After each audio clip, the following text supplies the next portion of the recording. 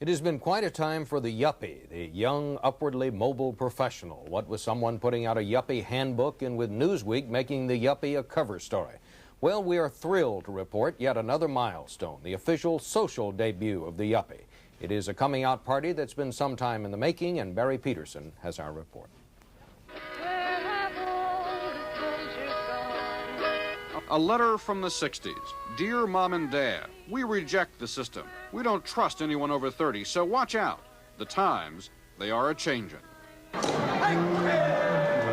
Welcome to that new age. They call themselves yuppies. Basically, it's somebody who just likes to party amidst balloons and other yuppies. Are you a yuppie? I guess so, I'm here. We're going for the 80s. We're going for the six-figure. That's all we want. They call this the first yuppie cotillion. Forget dress for success, said the invitation. Dress for excess, black tie only.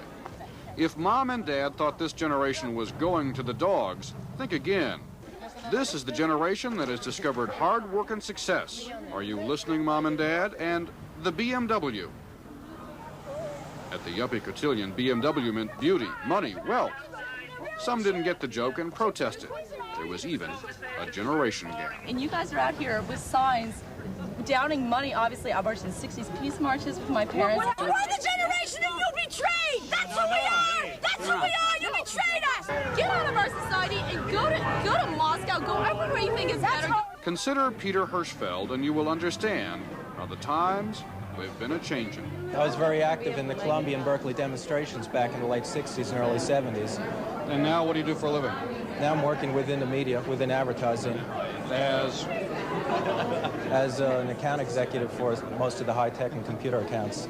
The yuppie cotillion even came with its own dance card. The options, would you like to dance, hire me, or do lunch? There was brie and white wine, of course, since this event was supposed to be a joke, but a sort of sad one. It's unfortunate that people have become as self-absorbed as they have been. I mean, considering the vehemence with which people held their beliefs at that time, it's hard to would have been hard to anticipate that 180-degree turn. A letter from the 80s. Dear Mom and Dad, the times, they have changed. Now we don't trust anyone under 30. 30,000 a year, that is. Barry Peterson, CBS News, San Francisco. That's the news. Bob Schieffer, CBS With so News. much attention now focused on Wall Street and the business ethics of the 1980s, CBS News business correspondent Ray Berge has been investigating what motivates Wall Street's self-described whiz kids of 1986, their brand of ethics and street smarts. Wall Street, 8:30 a.m., the hour to see the whiz kids of Wall Street, many barely out of college, the financial community's best and brightest, rushing to become the richest. Just ask a Wall Street recruiter what some start at. A base salary of $70,000 and a guarantee of $50,000 bonus for the first year. You know, it's not unusual at all for somebody to be making $250,000, $500,000 a year in this business, and that's just the beginning.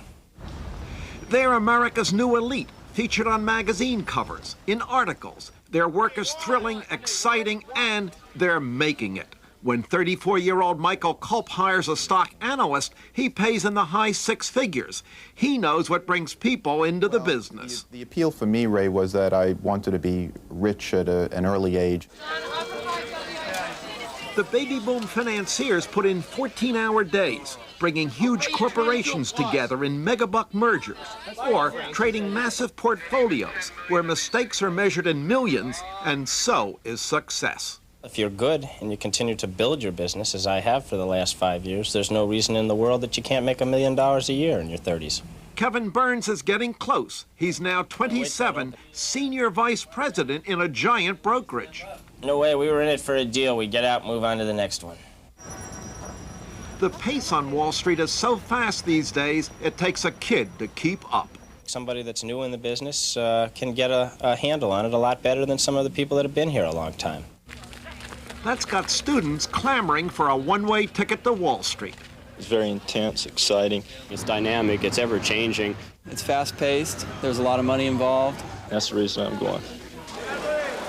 With the Ivan Boesky case making headlines, some wonder if Wall Street and the business schools that feed it are putting too much emphasis on the bottom line, on success.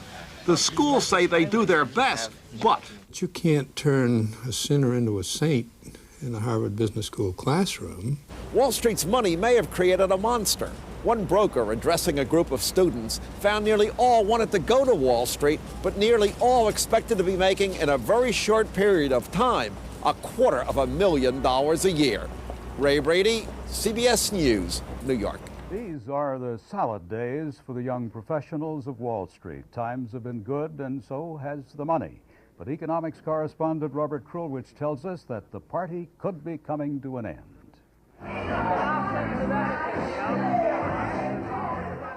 It's a weekday night at the Big Kahuna, a bar not far from Wall Street in New York's financial district. And many of these people are brokers and Wall Street traders, junior investment bankers, analysts. Most of them are in their 20s. A lot of them make $80,000, $100,000, $200,000 a year. For this group, these are good times. Take Bill Heenan. By day, he's a stock trader at Shearson Lehman Brothers. I think I have a good lifestyle right now, and I think the people around me do also. But for how much longer? 2 weeks ago, Bill's own firm, Shearson Lehman, laid off 10% of its staff in London to reduce duplication, said management. Last week, Salomon Brothers, a giant Wall Street firm, said it too is considering layoffs as part of its reorganization plan. And on Wall Street, the stock market has dropped, then recovered, but the markets are nervous. What happens if there's a real plunge? Bill's been a trader for only 3 years. Is he scared? I don't foresee the market taking that bad a turn where Shearson will be forced to lay off people in the department that I work in. So you think you're okay? I think I'm fine. Bill told us that at his office in front of his bosses, but over and over again we heard the exact same thing from 23, 24, 25-year-old brokers and traders and investors who said, look, there may be a crunch coming. This was off the record, but if it comes, it's not going to happen to me. And yet, almost every time we went to an older financier, like 29-year-old Jeffrey Schwartz, he runs his own firm, he said, nope, these kids are in trouble. But there's too much money being made by people who expect that it's their birthright to make $100,000 a year or $250,000 a year, and that's just got to come to a halt. The truth is, financial firms are getting less and less profitable. Profits dropped from 11.8% last year to 9.2% so far this year. Why? Take real estate, for example. You know how much it costs to rent space in the financial district in London or right here in New York? I'm standing in a telephone booth directly across the street from the New York Stock Exchange. At present rates, it would cost me to rent this space about $120 a month in New York, just for this little space. Then computers, whether you lease them or buy them, they are expensive, and financial houses use a lot of them. And finally, there are wages, all those extraordinary salaries. Now, in this environment, what happens if the market collapses or even drops 30%? These firms have to cut their costs then. Now, what are they going to walk away from? Their real estate? Their computers that are hardwired into their buildings? Or will they walk away from their kids? You tend to walk away from your kids. Bill Heenan knows he's vulnerable, but he says it's just not going to happen. I can't see the Dow correcting more than 20%. Ever? I really don't think so. You don't want to hear that the party's almost over. Is it last call for drinks? Are they closing the place down? Once again, I don't know. So many of the 24-year-olds we talk to think just like Bill Heenan, there's not going to be a problem, or if there is, it won't affect me. While at the very same time, their bosses and all the 30 and 40-year-olds we spoke to said there's going to be a problem. These kids are going to be driving taxis. There is a real generational split right now on Wall Street. I am very glad that I'm over 25 years old, even slightly over 25 years old. Do they have to be fired, Bob, or could they take a pay cut? Hang in well, that's a good question. I think if you were making 150 grand and the boss said a taxi, or how about 80,000 a year? I'd take it over. Yeah, yes, sir. Thank you, Bob. The CBS Morning News continues at 22 minutes after the hour.